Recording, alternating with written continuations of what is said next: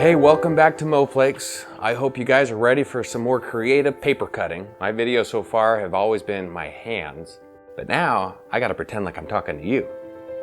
Today I'm gonna make a snowflake for Easter. You just need a piece of paper and scissors. Let's get started.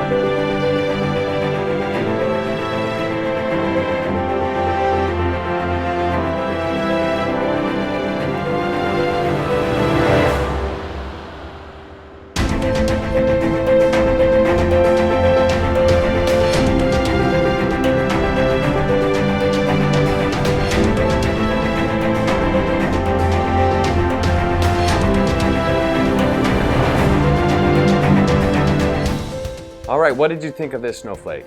How could it be better? What should I make in my next snowflake? Put all your thoughts in the comments below.